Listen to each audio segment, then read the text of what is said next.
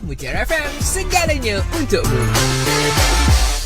Ya, Mutiara FM, segalanya untukmu. Assalamualaikum warahmatullahi wabarakatuh. Selamat pagi dan pastinya untuk anda semua. Untuk jam yang terakhir, selalunya kita ada ruang Espresso untuk anda semua hingga jam 10 pagi. Tapi spesialnya untuk pagi ini kita bawakan untuk anda semua tetamu istimewa kita lah untuk pagi ini. Jauh kita datangkan, pastinya kita ada untuk pagi ini Cik Jawahar Ali Amir Ali, Pengurus Besar Pejabat Pengguna dan Pelabur Suruhanjaya Sekuriti Malaysia SC. Apa khabar Cik Jawahar? Alhamdulillah. Terima kasih kerana menjemput saya pada pagi ini, Amin. Alhamdulillah. Banyak benda yang kita nak sembang pagi ni Cik Jawahar. Ya. Berkenaan dengan, bila orang cerita berkenaan dengan pelabur, bila orang cerita berkenaan dengan simpanan kan. Pasti yang sekarang ni kalau kita tengok untuk yang zaman sekarang lah. Zaman yang serba canggih lah. Ya, betul. Zaman yang kadang-kadang kita tak boleh nak terfikir dengan kita punya akal kita ni macam mana dia dapat informasi kita. Ya, betul. Macam mana kita boleh terjerat dengan scam love. Scam Macau scam, macam-macam jenis scam lah sekarang ni kan, Cik Jawahar kan. Dan pastinya itu yang kita nak bincang untuk pagi ni. Dan pagi ni jugalah sebab itu kita datangkan Cik Jawahar Ali Amir untuk kita mengupas dengan lebih lanjut berkenaan dengan scam, berkenaan dengan pendidikan pelaburan. Tapi sebelum tu mungkin kita nak ke aktiviti scam, ke pelaburan yang bijak. Kita mungkin nak tanya sikit lah pada Cik Jawahar berkenaan dengan peranan Suruhanjaya Security itu sendiri. Macam mana tu? Okey, terima kasih. Amin. Secara amnya, Suruhanjaya Security Malaysia atau ringkasnya SC merupakan badan berkanun yang bertanggungjawab untuk mengawal selia dan membangunkan pasaran modal Malaysia. Tapi bagi tujuan pada pagi ini, saya ingin menyatakan bahawa antara mandat utama SC adalah untuk memastikan pelabur-pelabur Malaysia terlindung. Bila kita kata terlindung tu terlindung dari segala segi, terutamanya mereka terlindung dari terjerat dengan mangsa-mangsa scam lah ya.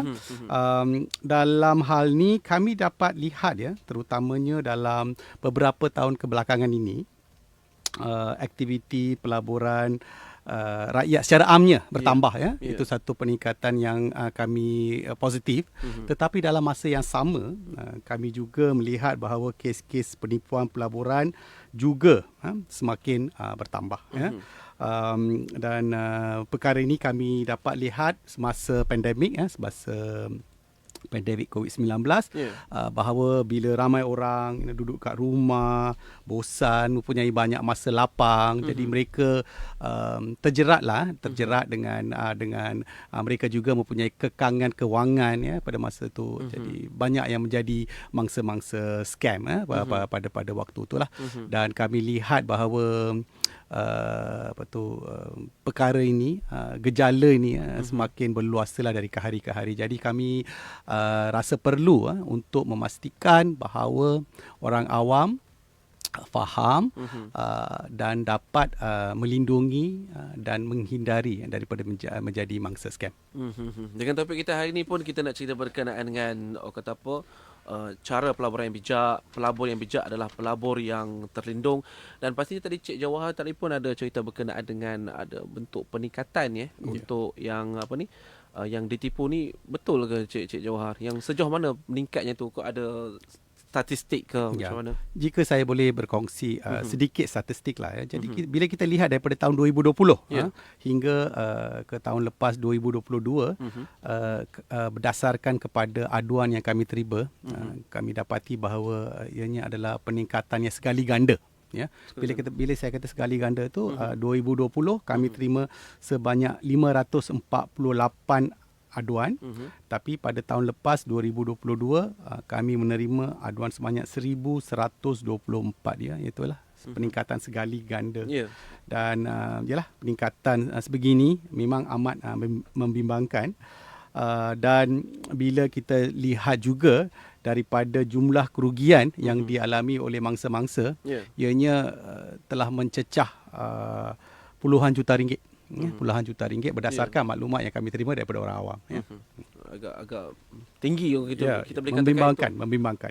Dan perlulah untuk rakyat-rakyat Malaysia, khususnya untuk di Pulau Pinang yang sedang mendengar sekarang ni, dan juga mungkin penonton-penonton di Facebook Live kita sekarang ni, di live di Mutiara FM RTM Pulau Pinang, mengambil tahu akan kaedah yang betul dalam kita nak melabur dan ke mana maklumat kita yang nak pergi tu. Ya, betul. Tak boleh sebarangan menonong yang kata kan. Jadi Cik Jawahar, untuk langkah-langkah daripada pihak SC sendiri ataupun Suruhanjaya Security dalam nak membendung penipuan pelaburan dalam negara kita ni? Jadi SC mengambil pendekatan dua hala untuk menangani isu inilah. Yeah. Pertama, kami membendung aktiviti scam ni menerusi pelbagai tindakan pencegahan dan penguatkuasaan. Ya. Itu adalah tindakan yang kami ambil. Yeah. Tetapi dalam masa yang sama juga kami mengambil langkah untuk memperkasa pelabur melalui aktiviti-aktiviti pendidikan pelaburan. Ya. Yeah.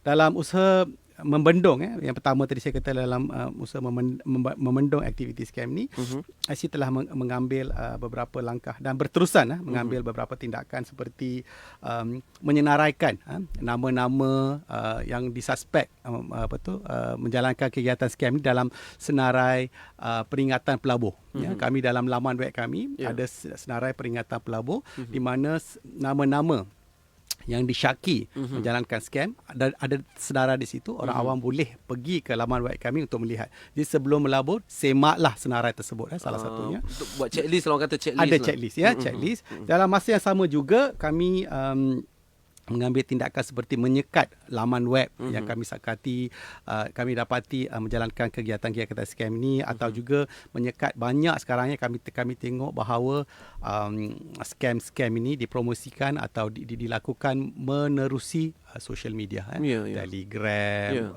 Facebook, dan Twitter dan sebagainya. Jadi kami bekerjasama dengan agensi-agensi dan syarikat dengan Facebook untuk menyekat laman-laman social media yang menjalankan kegiatan-kegiatan yang salah itu, yang penipuan itu. Ya, itu antara langkah-langkah yang diambil oleh SC sendiri, Suruhanjaya Security. Dan banyak lagi kita nak tanya kepada Encik Jawahar selepas ini. Kita nak itu dari segi langkah SC, tapi mungkin juga dari segi pelabur tu sendiri, dari segi insan tu sendiri dalam kita nak berlabur ni, apa yang nak memastikan mereka ini terhindar daripada penipuan scam. Lepas ni kita nak tanya kepada Encik Jawahar. Untuk anda terus setia bersama kami di Metro FM. Ya, Metro FM segalanya untukmu. Assalamualaikum, selamat pagi. Masih dengan Yusof hari ini teman anda, dan hari ini kita bersama-sama tetamu istimewa yang kita bawakan sempena bersama-sama InvestSmart at Penang 2023. Kita hadirkan Encik Jawahar Ali Amir Ali, Pengurus Besar Pejabat Pengguna dan Pelabur Suruhanjaya Security Malaysia SC. Seperti dengan tajuk kita untuk hari ini, pelabur yang bijak adalah pelabur yang terlindung. Encik Jawahar, tadi banyak dah kita nak sembang antara peranan daripada SC sendiri dan bagaimana langkah-langkah yang diambil oleh SC dalam kita nak membendung pelaburan, penipuan pelaburan ataupun scam ni. Tapi kita nak tanya juga dari segi pelabur sendirilah. Orang tu sendirilah, macam mana dia nak kena peringat, nak elakkan daripada dia terjerat jadi mangsa penipuan scam ni.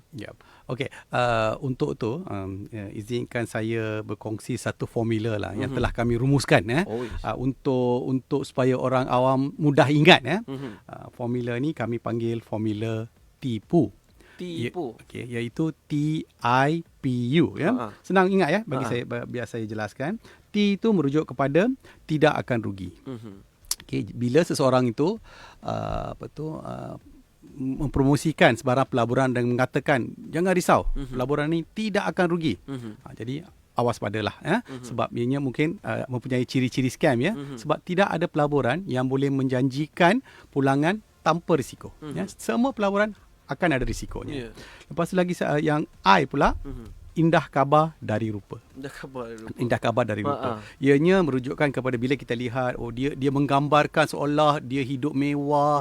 Saya dah berjaya, saya dah invest, dia bergambar sebelah Ferrari lah, dia bergambar sebelah banglo besar lah, apa semua tu. Pulangan lumayan lah. Contohnya dia lah, tapi dia menggambarkan bahawa saya dah kaya sebab saya melabur macam ni. Tu indah khabar dari rupa. Bila kita tengok ciri-ciri macam tu, kita harus ingat balik lah. Lepas tu P, peluang hanya sekali. Dia promosikan, dia kata ni peluang ni sekali, hari ni je. So, dia beri tekanan kepada mangsa tu supaya melabur dengan cepat. Dan akhirnya adalah untung besar. Dia kata, jangan risau, kita melabur RM300 hari ni, dalam masa 4 jam boleh dapat pulangan RM20,000. Tak logik, tetapi kita lihat skim-skim penipuan seperti inilah banyak berleluasa dan banyak orang awam menjadi mangsa. Jadi kalau kita boleh ingat formula ni, kita rumuskan supaya orang awam mudah ingat, dan bila kita ingat ni, kita bolehlah salah satu cara untuk kita menghindarkan diri kita daripada menjadi mangsa scam. Itu antara formula tipu lah. Ya, betul. Itu untuk saya sendiri boleh pakai. Ya. Anda dekat luar pun boleh pakai juga. Semua orang boleh pakai. Semua orang pakai. Tipu ni kiranya jangan mudah terpedaya lah. Ya. Tipu tu ada terma-terma tu untuk kita yang sebagai yang nak melabur tu. Ya. Kita ada banyak saya juga ingin memberikan satu nasihat yang saya rasa nasihat ni kalau diamalkan atau kalau diikuti oleh orang awam, kebanyakan scam, skim-skim penipuan ni boleh dibendung, ya. Iaitu bila kita ingin membuat sebarang pelaburan, jangan sesekali memasukkan duit ke dalam akaun individu sesiapa-siapa. Ya, maksudnya jangan melabur. Bila kita melabur tu, maka masuk duit dalam akaun Ahmad bin Abu, akaun laundry akaun Amin, tak boleh. Dia tak boleh. Jangan masukkan duit ke dalam akaun individu. Sebab jika kalau kita nak buat pelaburan, wang pelaburan harus dimasukkan kepada akaun rasmi syarikat yang dilesenkan oleh SC sahaja.